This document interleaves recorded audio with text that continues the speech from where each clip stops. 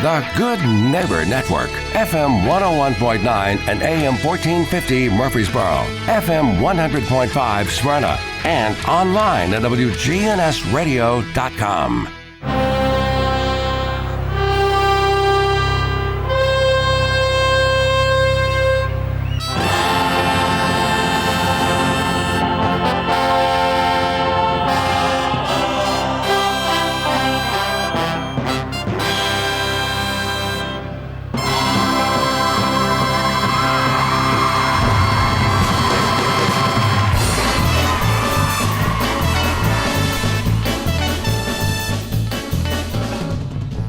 What is up? We're the one show giving you the truth about personal finance. This is Financial Coaching Radio, and I'm your host, Jason Qualls, certified financial planner. We're the only independent commission-free financial advisors in Rutherford County. For all about me, check out jasonquallscfp.com. If you want to jump in and be a part of the show, click email the show at financialcoachingradio.com or any of the social media links there as well. Excuse me. Are we in a recession? One article is claiming, not officially, but there are growing concerns there's one on the horizon. Well, probably not. Maybe. Who knows? They say we're headed for a recession, it never happens. Well, they don't say we're headed for a recession, it happens. A recession is a significant decline in economic activity that can last months or even years. Most experts warned we aren't in a recession yet, but we could be headed for one. There are steps you can take to prepare yourself emotionally.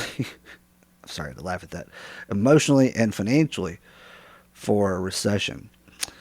GDP. If GDP starts going backwards, essentially, that's when we're going to a recession. What can you do? Well, I don't know if there's anything you can do. You can prepare if you have. Here's the good positive thing about recession. And it's not really actually positive because it's affected your net worth and your other investments on the horizon. But if you have accumulated a significant amount of cash, and significant is a relative term, but if you have 25,000, 50,000 or more the better. And we have a drastic short-term market decline because of whatever fears, economic fears that are out there, and you have some cash you can invest. Right now, you're getting, 4 or 5% on a savings account. And as long as you don't have over $250,000 for a single account, $500,000 in one bank for a joint account, it's federally insured. So basically, you're getting that guaranteed rate of interest until interest rates come down. But if we have a significant market decline, think of COVID. That March, April, May months of 2020, if in that time you were putting some serious cash to work in just broad market indices, investment indices, the S&P 500, the energy sector, small company stocks, I'm trying to think of anything else. Those are the ones that I remember hitting it the largest during that time. And if people put cash, now, is it necessary to invest this way? But no, that would be one of the positives of facing a recession because of a market pullback. And you can take advantage of that. Is that something that's recommended, strongly encouraged? Certainly not, because we don't want to take part in any market timing. But I love common sense investing. What is the best way for investing? Now, you ask 10 different financial people, they'll give you 10 different answers. But I'm going to cut through all the BS here, because a lot of financial people are salespeople. They're going to tell you what to invest in is basically what they're selling. If you go to the strip mall financial guy, they're going to recommend, a couple of different fund companies because that's all that they're really allowed to sell. Same thing for the bank guys or big investment houses. Most of what they recommend or sales pitch you is just what makes them the most money. But in a broad basic sense, if you know what your investment strategy or investment allocation needs to be based on your retirement planning goals, let's say it's very middle of the road, 50-50 stock to bond. We can knock that out with a couple of different index funds and really be done with the most complicated part of investing. And we can keep piling money there, whether we're putting it into a regular IRA, a Roth IRA, 401k, whatever, not really relevant for this conversation. We just want to do it systematically every week, every pay period, every month, every year, and do that for a long period of time. Make sure our investments are low cost, like index funds. Don't try to market time. Don't try to jump in and jump out. Don't try to worry about the economic situation of the world or the country or the political climate we're in. Just continue to put money away in an investment strategy, very much like what I described. And in 10, 20, 30 years, when you wake up and you're thinking about slowing down, wanting to retire, you'll be just overwhelmed of how much wealth you've accumulated by something so simple. But that doesn't mean it's the end-all be-all. It doesn't mean we can't use common sense. And the common sense I'm referring to is what I just laid out earlier. You got $25,000 plus in cash, $250,000, whatever you've got kind of laying around, and the whatever doom and gloom predictors there are out there, and they've said they're right. And we go through an economic pullback due to high interest rates and inflation. We kind of see the tail end of that, and that happens. These major market indices are going to be down, maybe be down double digits, and that is the time to buy. Put that cash to work. I think energy's up like 400% since COVID. Don't quote me on that. I'm old, but that's my memory. I think if you had to cut around March, April, May, somewhere around in there, if you had put cash to work in the energy sector, small company stocks, the S&P 500, whatever was down the most at the time, has really done tremendous over this last 4 or 5 years. And we're going to have another major issue. You know, it could be anything similar to COVID. It could be another 9/11. Could be a bonehead politician that gets elected. More so than we've had in the past. Seems like the politicians are getting worse. We can take advantage of those short-term market fluctuations if we do have that cash. Here's one thing that I've observed over the last 20 years. 10 years ago, the market to me was way different than it is now. And what do I mean by that? It's like, we heard about, the crashes of the 70s, the 80s, of course, the Great Depression. I felt like in the 90s, early 2000s, mid 2000, 2010, somewhere around the 2015, the market was still operating kind of under an old set of rules. Now, with technology rapidly changing everything in the last decade, and every day, every week, every year, something is coming out that's bigger and better, faster than before. Now, we have all this artificial intelligence stuff, but economic declines as far as it goes and relates to the investing markets seem to happen quicker. This is the downturns come faster, the recoveries come faster, so it's not like it takes us 2 or 3 years to get out of these things like it did, say, in 2008, 2009, 2010, after the great quote-unquote recession.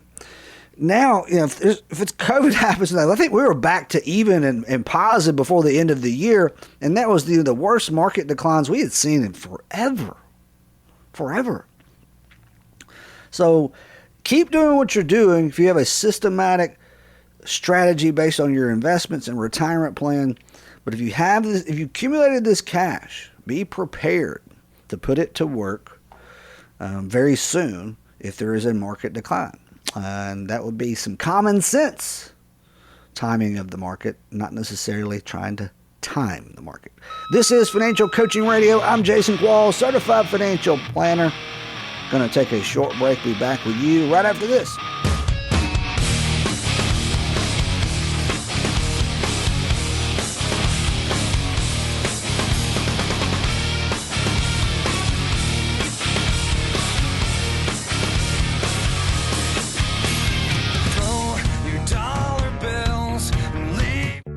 Hey, Financial Coaching Radio listeners, if you don't understand exactly how your financial advisor is compensated, you could be in big trouble. My name is Jason Qualls, a commission-free certified financial planner. To learn more about why my process is so unique, go to jasonquallscfp.com or call 878-2134 today. Okay, folks, I've said it before, but I'm going to say it again. If you were my client or a loved one, I would never let you get your wills done online. This is truly a case of where you only get what you pay for, and those you leave behind will be the ones to pay the price. Go see estate planning attorney John Baker today by calling 896-5621 or go to bakercounsel.com. Again, that's 896-5621 or bakercounsel.com. Get the expert estate planning advice you need today. Did you know that the U.S. tax code has over 70,000 pages? This is precisely why you must have a tax expert on your team. The folks at TH&W CPAs have been providing their expertise to individuals and businesses in Middle Tennessee for over 50 years. And now they have an office right here in Murfreesboro. Call Kevin Sizemore today with TH&W CPAs at 848-1072. That's 848-1072 or online at thwcpa.com. But not for you. My eyes don't need to see that ugly thing. I know it's me you feel. If you want me. Welcome back to the show. This is Financial Coaching Radio. Joining back again is Kevin Sizemore, CPA of Charlotte Welch, here to talk taxes. This recent article has just came out, maybe the last day, maybe the yesterday. IRS has finally ruled on inherited IRAs and RMD rules, and as we all know now, the Secure Act changed the stretch IRA, made everyone who is non-spouse inheriting an IRA have to pull everything out within 10 years, but it was always unsure of if you had to take an annual distribution. Have you seen these? No. So what's the rule? If the person who passed the IRA on to you was not of RMD age, younger than age 73, then you don't have to do anything. But if they were already taking a required distribution, you were supposed to continue that on, as you still got to get it all out at 10 years. So if that person was under age 73, not taking RMDs, don't have to do anything special. Just got to get it out in 10 years. Okay, so if they are of let's say RMD their age, RMD was $1,000 a year, you got to continue to do that, and then plus get it out at the end of 10 years. Okay. Which I had read that somewhere. But so the RMD continues on as if the person was living, but it all has to be out. Yeah, what I've done before this even rule, and they're not going to go back and retroactively penalize anyone. They're starting it next year. That's fair enough. Which this thing's 2 or 3 years old now. Oh yeah. So what if you just didn't take the RMD? I guess they're not. I don't understand how they would even penalize that anyway, because that's where I think a lot of people are lost. You got to take the thing out in 10 years. Why do they care if you do it very, very slowly like that? Yeah, or all at the end. Why does it have to be some kind of calculation for a required minimum distribution, right, or take it out like the Roth IRAs? You just have to have it all gone at the end of 10 years. Because there is no required minimum distribution. Yeah, that's right. I've kind of had my blinders on this. I don't think I've yet to have someone pass away and leave behind a Roth IRA. But there's that 10-year rule applies to non-spouses on those as well, right? That's right. That's crazy. But there's no RMDs on Roth, so you just have to have it out in 10 years. So the smart, I guess, take it all out and make it a taxable or investment account. That's right. So the smart thing to do would be to let it grow for 10 years and not touch it, and that way you get that growth tax free, and then take it out and move it over to just a regular brokerage account, I guess. Yeah, I've never paid close attention to that. I don't know if it's because I had in my mind that Roths don't have RMDs, so who cares? But I didn't think about the 10-year rule. But no taxes on Roths when you do make that 10-year rule distribution. But so if they were making, on a traditional IRA, if they were making RMDs, you can basically count it like an inherited IRA, do the annual distribution. But it's based on the deceased person's RMD, not you taking it out over 10 years. It still could be that you're going to put in your age, and the calculators put in your age, put in their age, all that kind of stuff, and it gives you a number. Okay. What I've been doing, besides making it that precise, I've just been dividing by 10. That gets you there. Each year divide by 10? You'll have a less amount in year 10, right? Right. Yeah, because usually if you do it like what the RMD is, it's going to be huge at the end. Yeah, it's going to be a big number. But that's some guidance there. Anyone ever posed the question yet with the recent law changes on taking a 529 plan and making it a Roth IRA? I have. Have you seen those rules? Yeah, I've seen them. I've had a couple of people ask about them, that their kids are not going to be able to use all of their 529. So pretty intelligent clients actually asked me the question. I said, yeah, you just roll it over. You need to get with your financial advisor and roll it directly over from the 529 to a Roth. You have to do A it. little more complicated than that, I think. Yeah. That had to be open for 15 years. Oh, wow. It just has to be open. So with You can only $1. roll it into a Roth for the beneficiary. Okay. So if it's for the child. Now so it's got to be open for 15 years. If you're going to move it from a 529 to a Roth, then it's got to be for whoever the beneficiary is of the 529 plan. We're going to have to wait 2 or 3 or 4 or 5 years for guidance from the IRS is, what if you change the beneficiary to yourself? Or to the Does next it reset kid. the 15 years? That's what I was going to ask. And I think it's a loophole. I think you could just change it to yourself. They're not going to know. You can change. So if you're 50, It's like 60 I got one years right old, now. The client, the 22-year-old daughter, not going to use I think like $10,000 left in a 529 plan. If they just say, well, the daughter is not the beneficiary, well, now my wife is, and now we can move that $10,000 in a 529 to a Roth for the wife because she become the beneficiary. It's older than 15 years. do it quick You can before only, they rule you can on only it. do 35,000 total. It does count towards your contribution. You still got to, if it's, let's say you got 16,000 in there, it's going to take you 2 years to get that out because you have to follow the contribution rules. The 7,000 plus 1,000 Yep. catch up. So it's not as easy as we all thought it would be. Of course, we shouldn't have assumed anything with the government was going to be. But it's that 15-year thing that's going to get most people.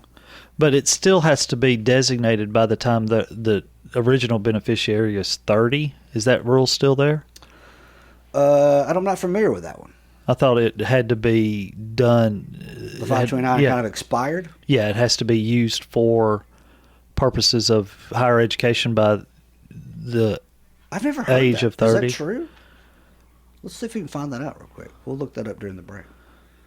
I've never heard that on 529s. So have you ran into this issue before? No, years ago it seems like I had one.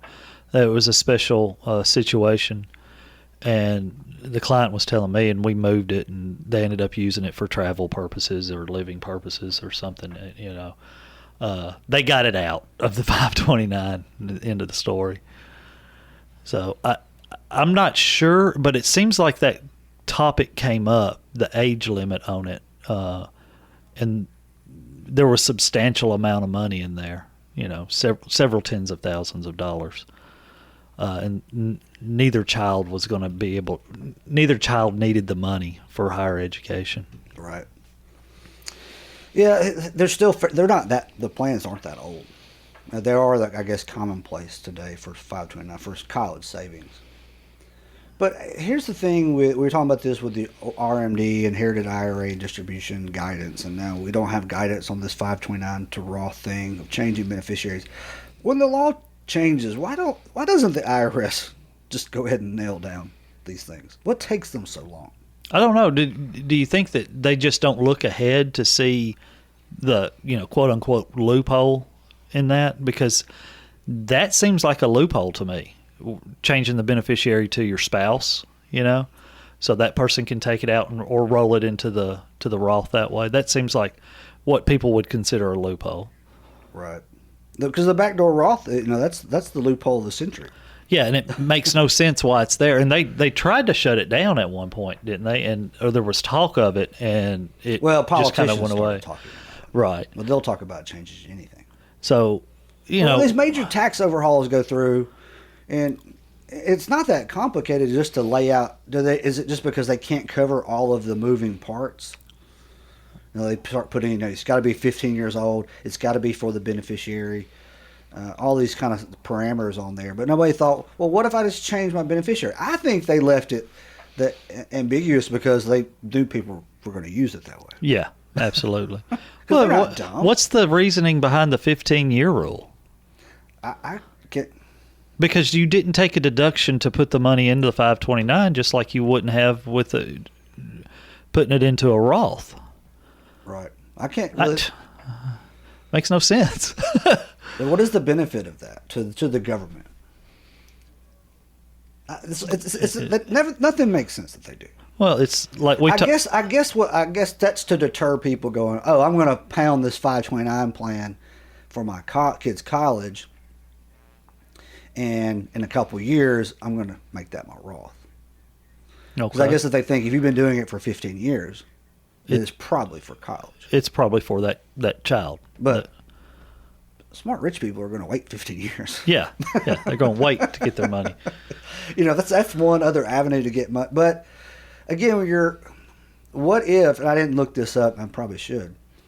I don't know, does the compensation, what if you can't make, regular Roth IRA contributions? Well, then you'd have to do backdoor Roths. So you're taking but you can't take a 529 to a traditional IRA though. That's a withdrawal. Yeah, that would be. So you'd have to be under the income limits for all this to apply, right? Not to roll it to a Roth. Well, because you have to do it by the contribution limits. So because it's limited to the contribution limit. So you would have. So if you make too much to have any contribution, then you have no way to move it from a 529 to a Roth. So that's already deterring a lot of high income people from using it. Right. So then we're back to why the 15 years. Yeah, why the 15 years? And that brings up a thing. For 2024, I think the IRA contribution limit, that just reminded me when you said that, I believe it's $230 this year for married filing joint. It's up there. It's getting up there. And they should just do away with it. They really just should. Yeah, because, the max contribution under 50 is $7,000. It's $7,000 we're talking about. Why put a limit on that? Why put an income limit on that? It makes no sense. And especially without closing the backdoor loophole. If you're not familiar with that strategy, we'll do a whole other show on that. Just look it up because it's pretty cool. And the IRS is totally cool with it when you use it. Yeah. All right, Kevin Sizemore, CPA of Tetherow, Hell and Welch, THWCPA.com. This is Financial Coaching Radio, and we're back. There must be some kind of way out of here. Say the joker to the thief. There's too much confusion. I can't get no relief. Businessman there, the drink my... Do you have a financial plan? I'm not talking about a worthless binder full of pretty charts and graphs. Are you certain you're on track to reach all your financial goals? A comprehensive financial plan is about so much more than just your IRA and mutual funds. It involves risk management, tax planning, professional investment management, retirement, and estate planning. Make sure your entire financial life is in order by calling me, Jason Qualls, a commission-free certified financial planner, at 878-2134, or go to my website, jasonquallscfp.com. Buying a house is stressful, and so is shopping for a mortgage. Take my advice and get a second opinion on the mortgage for your new home or your refinance. Not all banks and mortgage companies are created equal. Trust me on this. Call my friend Marshall Sparkman with Franklin Synergy Bank at 615-439-0885. Great team, great process, and the best rates. Marshall Sparkman with Franklin Synergy Bank at 615-439-0885. Confusion. I can't get no relief. Businessman there, the drink my wine. Welcome back to the show. This is Financial Coaching Radio, the one place giving you the truth about personal finance. This is Financial Coaching Radio, the one show giving you the truth about personal finance. Still here in the house is Kevin Sizemore, CPA of Tetherow, Hell and Welch, talking taxes, tax planning. If you got a tax planning question, hit us up online, financialcoachingradio.com. Click email the show. You can also check out Kevin's website, Tetherow, Hell and Welch, THWCPA.com. Anything else you've experienced this past tax season when you're like, hey, this is a first, or this is repetitive, this is an issue that I see a lot of things happening? Because I kind of ebb and flow. It's not that every year there's something unique in the financial planning world that everyone is kind of going through, everyone's asking questions about. And that's just with all the technology that's changing the world. Okay, here are a couple of deductions that are no longer deductions. So if you're and this come about with a lot of people working remotely now that are employees. They receive a W-2, and then yet they want to take a home office deduction. That went away 7 years ago.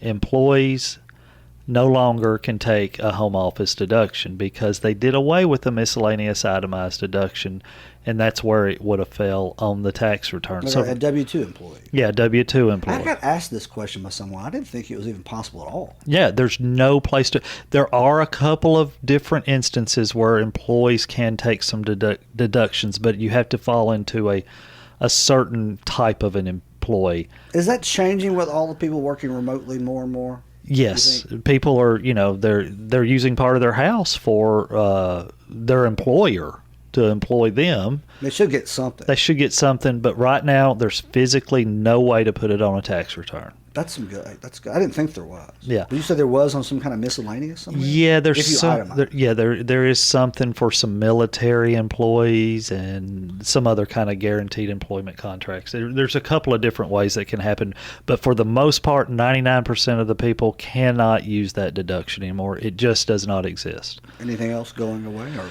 not? Was never even there. Another one kind of went away a couple of years ago, a few years ago now. People group things historically into meals and entertainment for small businesses. Yeah. Entertainment is not deductible. What? It has not been deductible for a few years now. Why is it called meals and entertainment? I don't know, because that's historically been the grouping that we've used. So it's just meals If you throw now. a party, that's not deductible. Not deductible. What? Well, party would be a little different because there would be food involved. So So make sure Yeah. everything's a meal. So you're not buying tickets to a Titans game. That and wouldn't be deduct expensive. that. That's not expensive. You can't expense that. Yes. That's I didn't know that. Those are a couple of easy things that I continuously have to correct people on. So they're actually, I guess that you're actually doing bookkeeping to see that. Yeah. Because if they just came in with a line item that said meals and entertainment, you're not going back through and saying, well, this sports tickets, this was a party, this was a dinner. No, you're looking over it. Sometimes there's a list of things they bought, and you're just like, well, we But the can't do IRS that. really, how would you get audited? What would be the audit process on that? They're going to make you pull receipts for those events and prove it? Yeah, they would. Good Lord. But I mean, you're talking, you're talking about a very small percentage at the end of the day on something like that. That's not something that's going to get you audited unless it's excessive. And there's meals that there's different levels of deductibility, right? 50% or 100%, something like that. Well, there used to be 100% for a couple of years there. It all dropped back to 50%. so you can only deduct 50% of meals That's right. / entertainment. Yeah. Why is that? Why do they only give you? Because they feel like it's a BS number anyway. Yeah, they feel like it's a BS number anyway. So What percentage of your clients this past tax season were able to itemize their taxes? Because the standard deduction, It's and up we've there. forgotten how small the standard deduction used to be. I would guess Was it 26,000, something like that now for a married couple? Last year for married filing joint was 27, a little over 27. This year it's up near 30. I would guess somewhere in the 25 to 35% itemized. 25% would be a safe guess. And is it typically, It's- would you say it's high income? Yeah. Does that mean have high expense? Yeah, they have Or high. is it they've had a major medical issue? No, it's rarely major medical issues. Normally, it's through people giving to charity or a combination of charity and mortgage interest, real estate taxes. Large properties. That Yeah, large homes that they have interest on. But even that is limited based on the principal that's owed on the house. So Is there still some quirky stuff with writing off some of these deductions with income? Well, I forgot what the acronym. SALT, SALT. State and local taxes, limited to $10,000, just a flat $10,000. Once you've reached that $10,000 limit on state and local taxes, that itemized deduction stops. Do we still have the Obamacare taxes and all that on investment income? Is that still a Yes, thing? yes, net investment I wonder income why tax. Trump didn't just 86 that. Yeah, that's the 3.8%. If your income's over a certain amount, you pay an extra 3.8% on investment income. on investment income, not just earned in. It wouldn't apply to earned income. So I haven't had anyone tell me any stories about Obamacare premiums in a while. I've heard that the coverage is actually pretty good, but the premium, if you're paying for it, is still substantial. But if you do get a subsidy, I guess this is what's paying for the subsidy, right? Yeah. So it's not like, since there's no mandate, not everybody else is on it anymore. So I guess they're just taking from the tax system to pay for it. right. And I do have people that they'll have Obamacare. They'll go out in the market and get their insurance, and they've got some kind of premium tax credit there, and they receive that throughout the year, and then their income might have changed, or they reported it wrong when they signed up for it, and then they owe a portion or all of that credit back at the end of the year because their income was higher than they reported to the marketplace to begin with to get that credit. If you have a tax question, go to thwcpa.com. You can also locate their website information at financialcoachingradio.com. We're going to take our last break. Make sure to keep it locked in right here on WGNS. Maybe I don't really want to know how you got and grows, 'cause I just want to fly. Lately, did you ever feel the pain in the morning rain as it soaks you to the bone? How much are your investments costing you each year? Most people don't have a clue.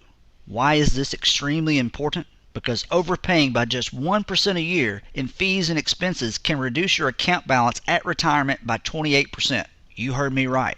28% less at retirement. I'm commission-free, certified financial planner Jason Qualls. I don't sell financial products. I don't accept commissions or kickbacks from investment companies. Give me a call today for a free unbiased investment review at 878-2134 or visit my website, jasonquallscfp.com. A recent undercover study found that over 89% of paid tax preparers made mistakes. You heard me right, over 89%. Is your tax person making mistakes? Tax mistakes cost you money and may even lead to an IRS audit. I recommend you get a second opinion on your tax return today by calling Tutherow Helen Welch CPAs at 848-1072. Tutherow Helen Welch has been providing tax services to individuals and businesses for over 50 years. So call them today at 848-1072 or go to thwcpa.com.